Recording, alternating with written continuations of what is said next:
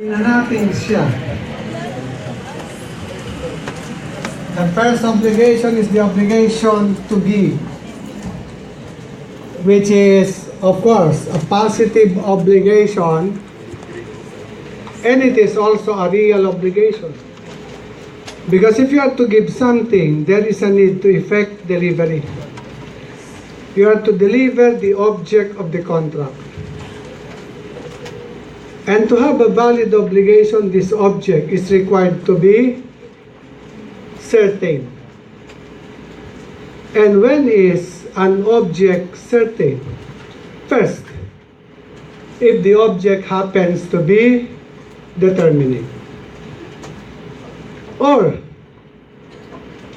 kahit hindi pa siya determinate, pero it is capable of being made determinate without need of further agreement. So, ang tinutukoy dito na capable of being made determinate is one which is indeterminate. Synonymo sa salitang indeterminate ay generic. Synonymo sa determinate ay specific. Alamin natin kung may valid obligation. Si Miss A enters into a contract where A is to give. A is to give to B her only horse. A is to give to C a cow. And A is to give to D a four-legged animal.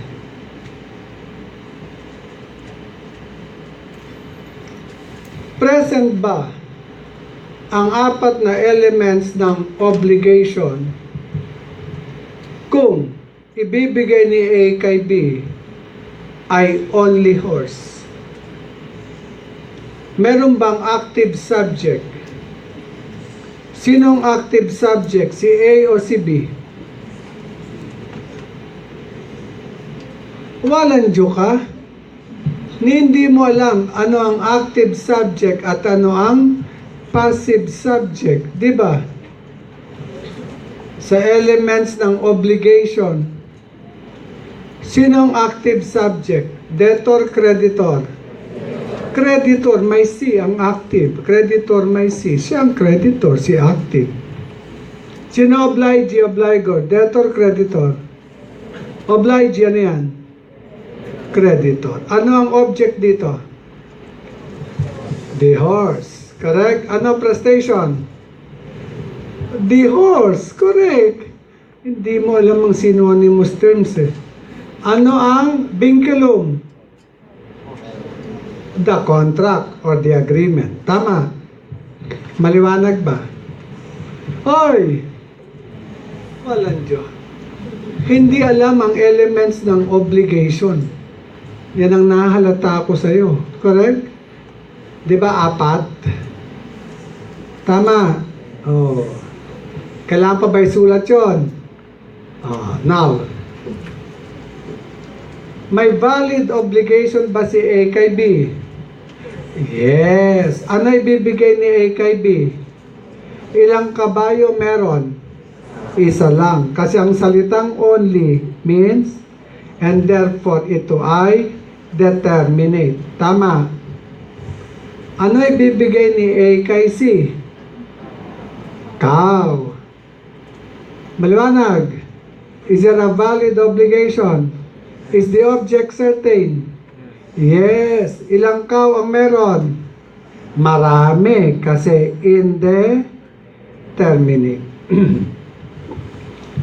Ano ibibigay ni A kay D? Ano? A four-legged animal. May valid obligation ba? Sagot. Siyempre, yes, mali. Wala. Ito yung theory Ito lang ang pwedeng maging object ng obligation. Something that is specific. And this is specific. Something that can be made specific without need of further agreement. Hindi na kailangang mag-usap. Magiging specific siya. Pag nagbigay ng baka si A kay C, dineliver niya, yun na yung object, correct? Naihiwalay na niya. Hindi na kailangang mag-usap. If you are C, do you know what A will give to you? Yes. Pwede ka bang bigyan ni A ng kalabaw? Hindi. Because the agreement is a cow, not a kalabaw. Correct? Here. Ano hihingi ni D kay A? Hindi niya alam. Para malaman kung ano to, dapat mag-usap pa. Correct? Sabi ng law, dapat hindi na kayo mag-uusap. Ang object dito, ang tawag, indeterminable. Iba ang indeterminate sa indeterminable. Klaro? Lagyan na natin ngayon ng pag-uusap. Kung ikaw si B, gusto mo lang makuha yung kabayo, ano gagawin mo? Ha? So B demands delivery. Tama? Ano ginawa ni A? Si A nag-deliver. The dineliver niya is the obligation of A extinguished. Yes. What if A refuses or fails to deliver? Minsan ba may mga taong marunong gumawa ng obligation pero hindi marunong tumupad? No? Meron ano? Ba't kaya may ganong tao? Ano mararamdaman mo pag ginanong ka? Ha?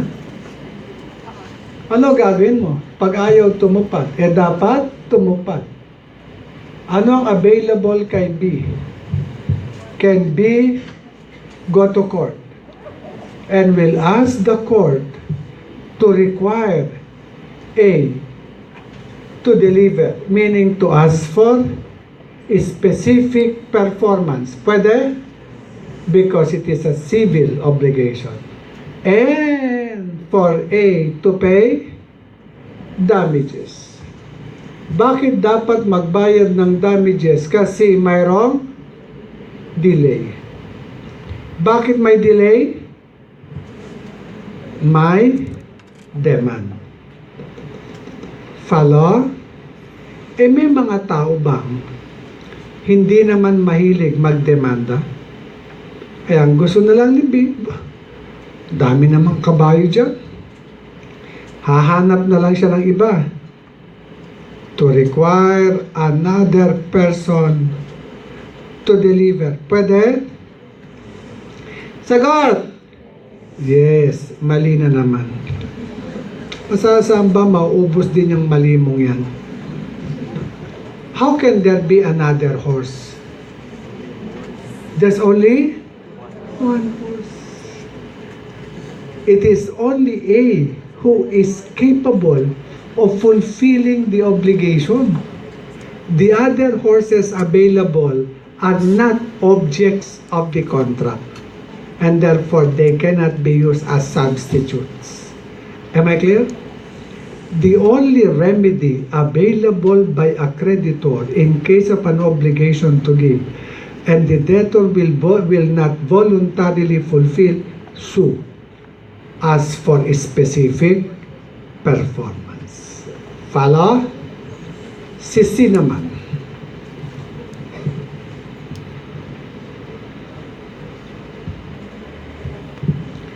C demands delivery. Ano ginawa ni A? Nag-deliver. At dahil nag-deliver is the obligation of A extinguished. Sagot! Sabi na eh, wala na yatang katapusan yung mali mo. No?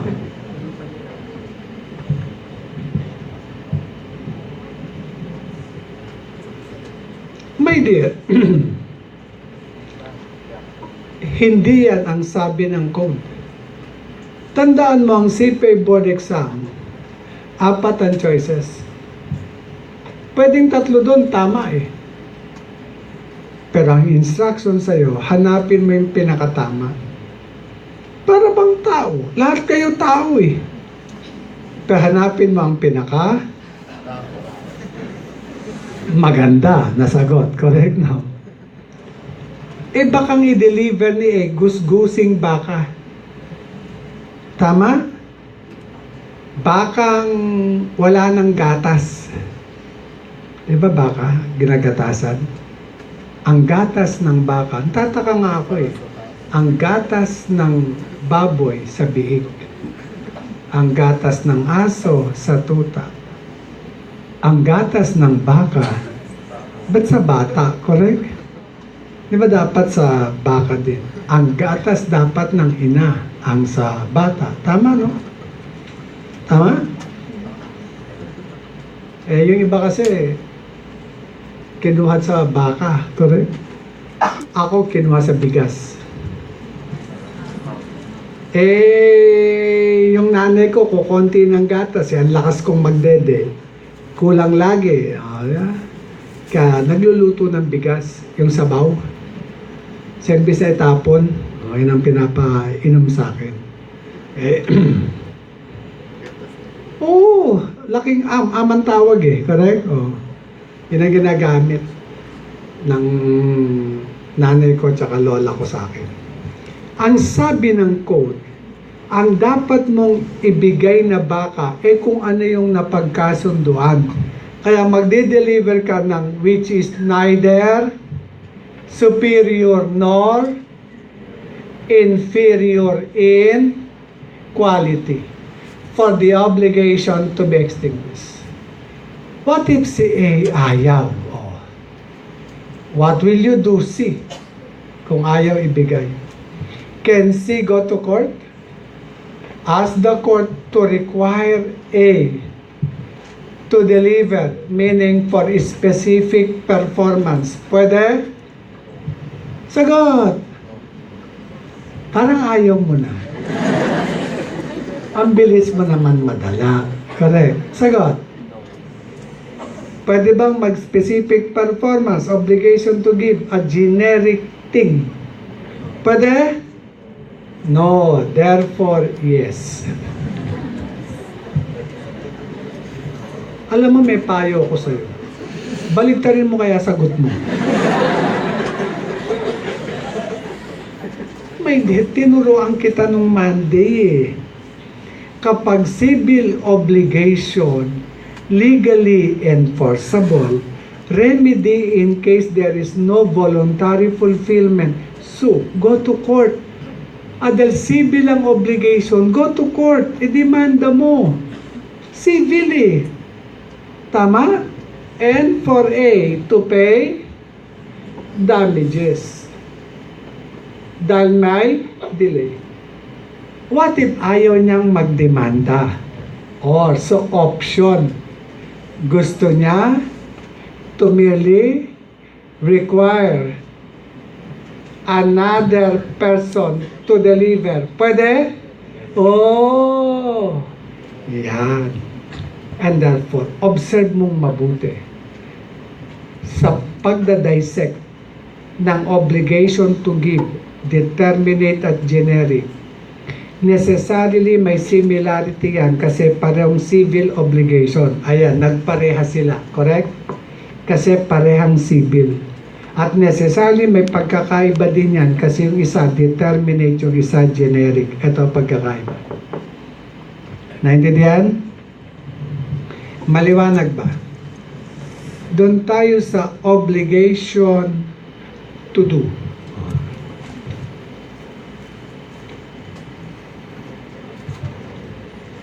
Ang obligation to do is positive din. Pero personal obligation. Gawa tayo ng dalawang senaryo. One, by virtue of a contract, A agreed to paint the life-size portrait of B. Alam ang portrait? Nakita ka na ng portrait. Ano yan? Ikaw ba, kaya mong tingnan ang sarili mo sa portrait? Ba, matagal kang i-paint? Gusto na ni B, magkaroon ng portrait. So si B demands fulfillment. Ano ginawa ni A? Si A nag-paint ng portrait. At dahil pinaint na niya, is the obligation of A extinguished? Sagot? Siyempre hindi. Titingnan how it was done.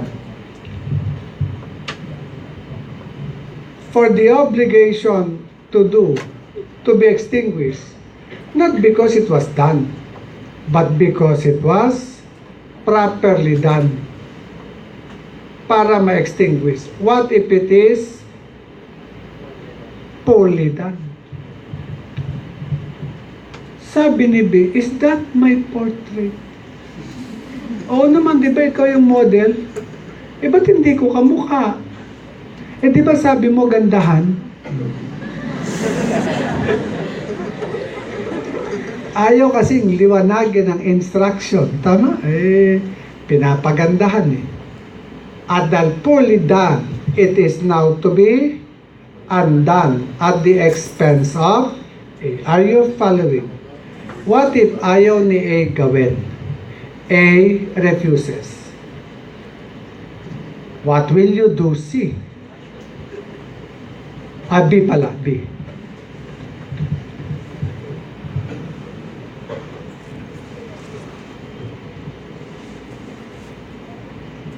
What will you do, B? Ayaw gawin ni A. Can B go to court, ask the court to require A to paint her portrait, meaning to ask for a specific performance? Pwede? Sagot? Siyempre hindi. Kasi magiging violation ng constitutional right ni A against involuntary servitude. We don't have slavery in the Philippines. Kaya hindi pwedeng may alipin. Kung ayaw niya, wag mong pipilitin. Saang pagkakataon ka lang pwedeng pilitin ng law na gawin mo kung prisoner ka, di ba? Bilang parusa. Am I clear? Question. Is there a civil obligation? Answer. Yes. And therefore, is B allowed to go to court? Yes.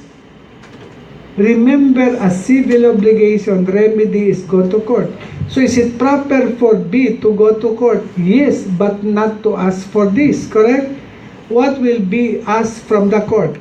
To require A to pay damages because there is breach of a valid contract. What if ayaw na niyang magdemanda? Pwede bang just look for another person, require another to paint the portrait? Pwede? Yes, at the expense of. Thank you. Si Miss A. Dito na ang kalugtong ha. Masigit dito eh. 2. A is the registrar of deeds.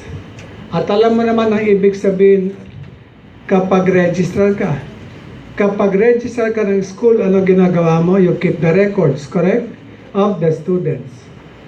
Kapag ikaw register of deeds, ano trabaho mo?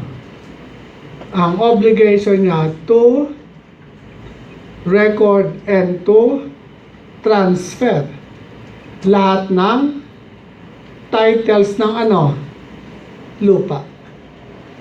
Follow? CS sells a piece of land to B.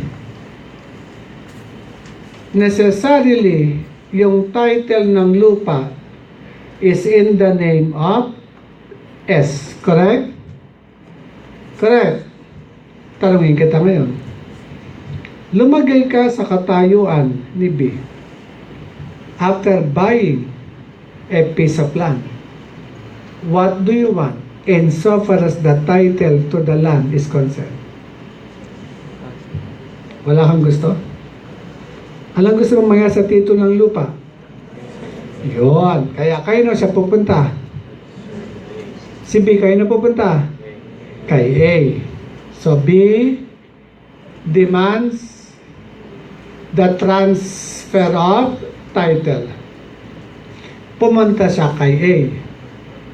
Si A transfers the title in the name of B. Ano mangyayari sa obligation ni A kay B? May extinguish ba? Of course. What if A refuses? A fails. It turned out A and B were former sweethearts. And A is still bitter about what happened between them. They were sweethearts for almost 20 years. And A already thought that B will be her husband. Imagine 20 years kayong mag-boyfriend. Until A discovers that her boyfriend, B, has a boyfriend. And she became a man-hater. Now she's almost 60. Alone. And sad. And seeing B, imagine the wound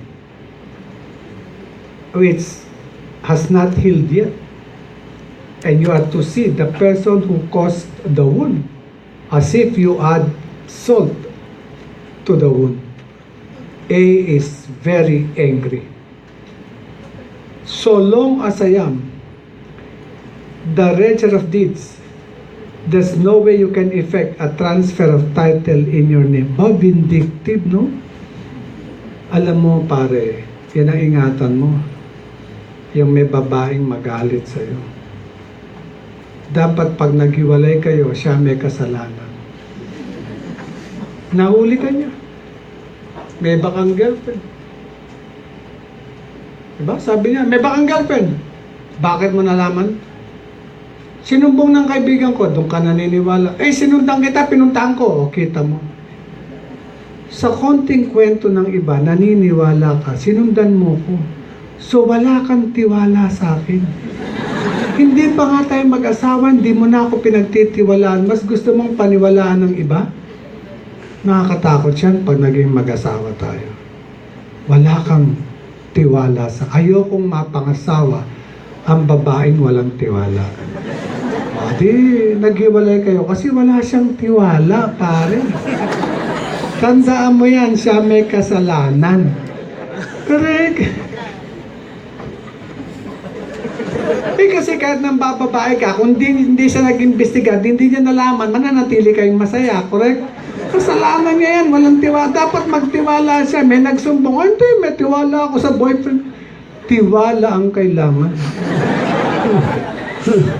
Dahil wala kang tiwala, eh, ba't pa tayo magpapakasal, correct? Siya may kasalanan.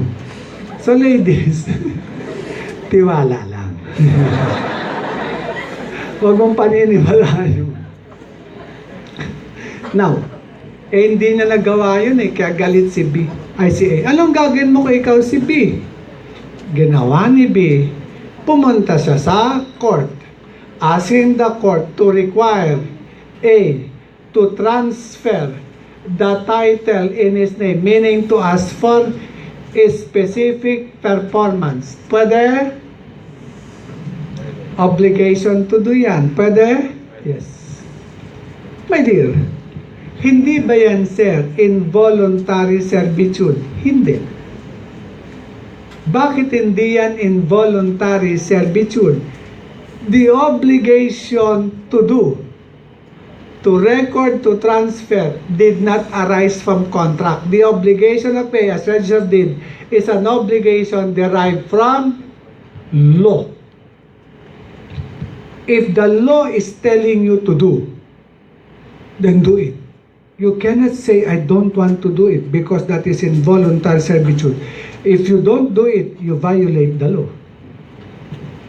So, kaya ka lang pwedeng gamitin ang involuntary servitude. The obligation arose from contract. Yan, ayun.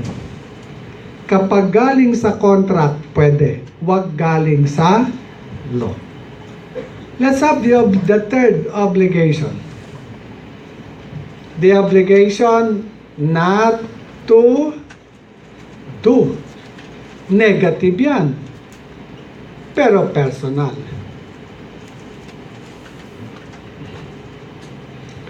Ito ay lupa. Ang may-ari ng lupa dito, ikaw, this is yours. At tawag dito, pader. Tama? Isang araw, kumain yung neighbor mo ng masarap na mangga. May buto, itinanim dito sa lupa niya. And then, yung mangga, yung buto, nabuhay na. Magkakaroon ng trunk. Tama? May trunk na. May ugat na. Yung ibang ugat, malalaki. Lumabas pa sa soil, sa land mo eh. Correct? Minsan ba yung ugat nasa ibabaw ng lupa? Pwede? Pwede. At dahil malaki na yung puno, may branches. May branches, may branches, branches, branches, branches, branches, branches. Kung saan-saan. At may mga leaves. May mga fruits. And if you will draw a straight line upward, from this fence, you will notice many of the branches of your neighbor's mango tree hang over your land. And there are also fruits. And there are days also you are irritated because many of the leaves fell onto your land. And some leaves, in fact, even fell onto your roof. And if there is a very strong rain, then this rain will bring the leaves to your downspout. And who knows, it may clog the downspout. And because of the irritation and the possibility of some injury to a property if you will not do something, you decided to cut the branches of the tree and get the fruits. Can you cut and pick the fruits? Cut the branches, pick the fruits. Hanging over your land. Pwede? Obligation not to do. You don't have any right to destroy the property belonging to another. Even if that property poses danger or probably you get irritation out of this, you don't have any police power. Police power is exercisable only by the government. Let the government cut this. Am I clear? Sir, kung titingnan mo kasi, nasa tapat ng lupa ko yan. Yes.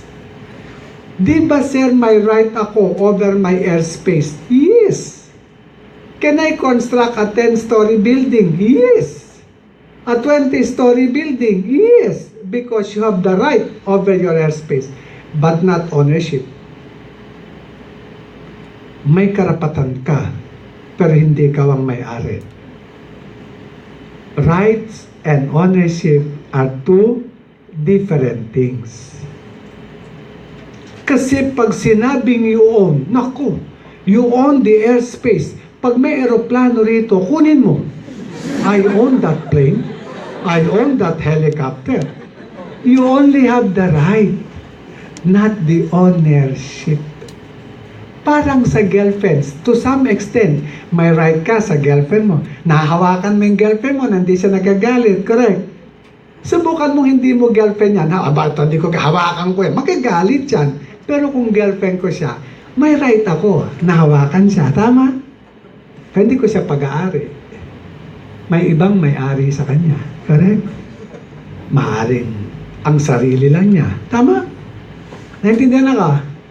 So wala kang karapan. Saan kailan magiging akin yan? Sabi ng law, when these fruits naturally fall to your land, they're yours. Let them fall by nature. Hindi pwedeng induced, baka ugain mo eh. May yugyugin. Alam mo yung kwento ni Juan? Sabi tamad siya. Kasi hindi niya pinipitas. Di ba? Hinihintay niyang malaglag. Akala ng tao, tamad. No, he knows the law. He knows the law. Kaya hinihintay niyang malaglag. One day, dumating ang girlfriend mo.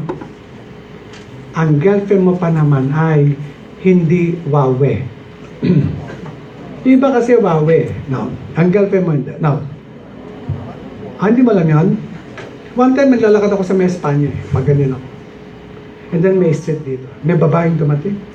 Lumiko, papunta rin sa direction na papuntahan ako. Tingin ako sa kanya. At napasabi ako ng, wow! Kasi ang ganda ng shape ng katawan niya. Pati legs niya. Kasi naka-short siya yung short short. Ang tawag doon? Ayun, pek-pek short. Yan ang suot niya. Pek-pek short. Pag lalaki may suot, ano tawag? Ang tawag pare, pag lalaki may suot. Kasi pag babae daw, pek-pek short. Pag lalaki, anong tawag? Boxer short na tawag pag lalaki. Okay. Boxer pala. Kala ko. Bakit naging pek-pek short? Ang dami namang word na makukoin. Bakit pek-pek? Correct? Di ba? Pero siguro may ibang ibig sabihin, no? Napawaw ako. Wow! And because of this, I will now be walking faster. Anong intention ko? Ba't ako bumilis maglakad? I-overtake ko siya. At paglagpas ko sa kanya, tinignan ko siya. Yan. Yan ang wawe. At least wawe, kung wewe. Correct? Ang girlfriend mo, wow. Dumating ang girlfriend mo, naka-pek-pek short. Tapos, yung wala dito. Ano yan? Sleeveless. Ang ganda pa naman ang shoulders ng girl. May mga babaeng maganda shoulders eh. Kaya nga iba yun, ang sinusuot na damit, yung off shoulder pag maganda. Ba't wala ako nakikita na go off face? No.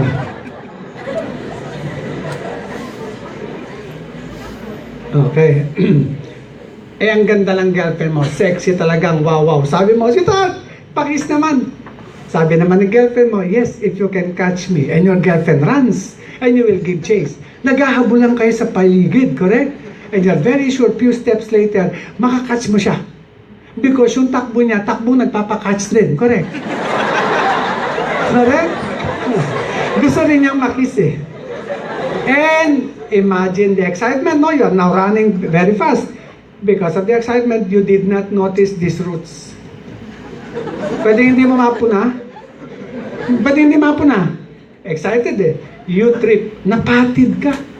Sa sobrang bilis mo at mapapatid ka, babagsak ka. Fortunately, yung mukha mo hindi tumama sa lupa. Kasi na-cushion siya nung dumadaang suso. Doon tumama yung mukha mo. Basag yung shell ng suso. And then, nagkasugat ang lip mo. Yan. Dahil may sugat, you cannot kiss. Sa galit mo, imagine, nasugatan na ako, hindi pa ako nakakiss, kumuha ka ng bolo, you are to cut the roots. Kala mo walang connection, yung connected yun. Lahat ng kwento may connection, di ba? Wala mo hindi pwedeng kwento lang, walang connection sa subject. Can you cut the roots? Answer yes. You own the roots, but you don't own the branches. Why do you own the roots? Because the roots are attached naturally to your soil, to your land.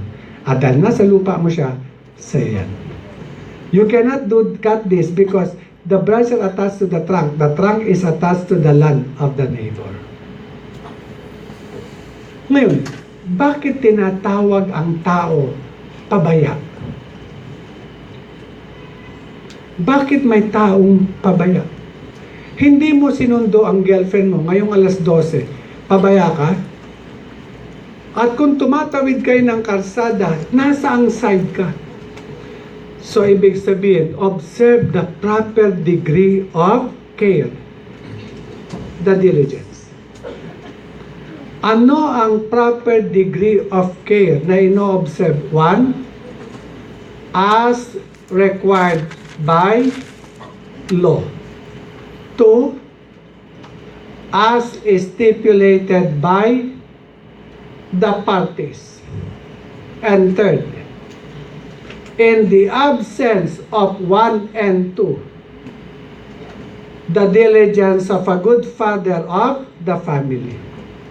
And synonymous yan sa ordinary diligence.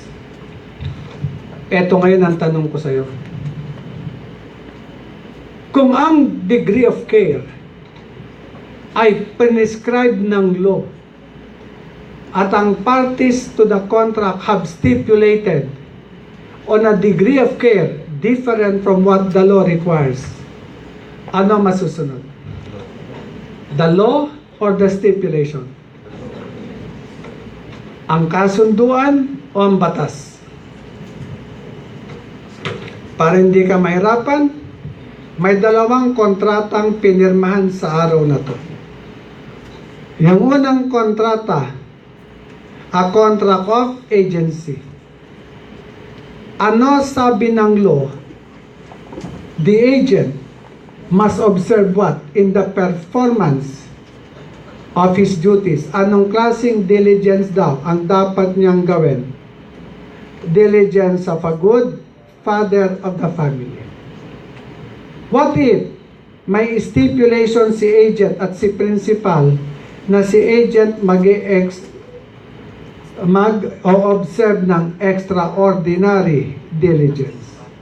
Ano ang status ng stipulation na to?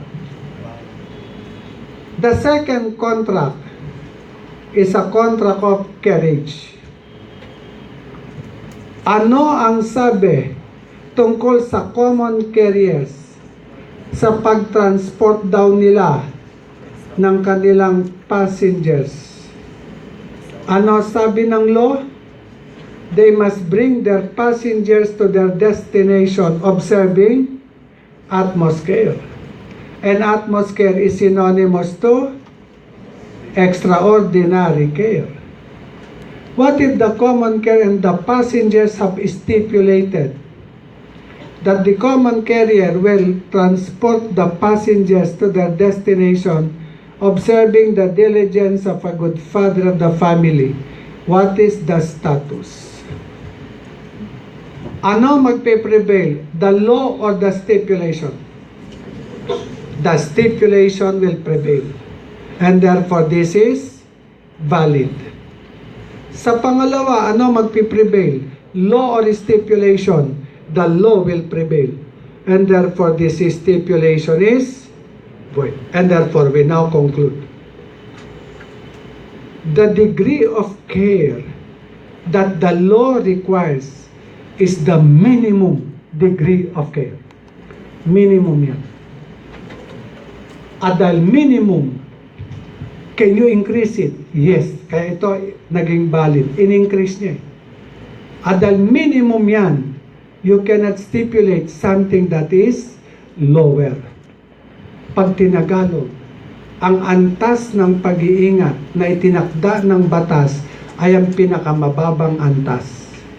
Kung itataas mo, pwede. Kung ibababa mo, hindi. Hindi mo na ito pwedeng ibaba. Ito yung limit. You can increase. Wala nang increase yan. Sagad na yan. Ito, pwede mong i-increase. Follow. What if yung obligation ay obligation to give at magkakaroon siya ng magiging mga bunga, fruits, kinds, and right? Tanong, Pwede bang magka-fruit ang kotse? Pwede bang magka-fruit ang acacia at banaba tree? Pwede bang may fruit ang nara tree, ang acacia tree, at ang kotse? Sagot! Kita mo yung mga kwan mo? Ang nasa isip mo kasi sa salitang fruit, bunga. My dear, tatlo ang klase ng fruits, correct?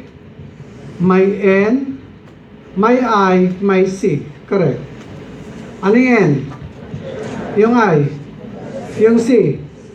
Naitanong yan sa CPA board exam some years ago. Ang naging tanong, which one is not a fruit of an obligation to give a determinating? Apat ang choices, ayan yung tatlo. Natural, industrial, civil. Ang pang-apat na nilagay, juicy fruit. So obvious yung answer, correct? Juicy fruit.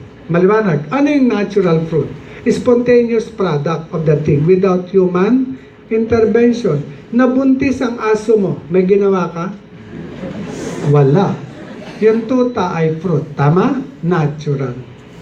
Yung lupa, kinultivate mo, nilagyan mo ng buto, may tumubong vegetables.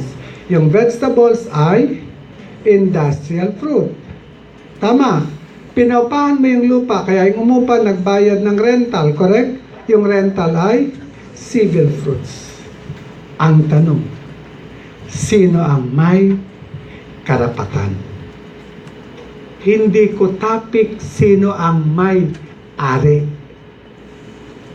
Ang topic ko, sino ang may karapatan? At ang fruit na to, applicable lang pag ang object determinate, ha? Huwag mong gagamitin ang article pag indeterminate. Karapatan. Iba sa pag-aari. At ang topic, fruit, hindi improvement. Iba ang fruit sa improvement, correct? Tama. Halimbawa, ikaw, gumanda ka. Ano yun? Ano yun? Gumanda ka, ano yun? Impossible yun. Correct na?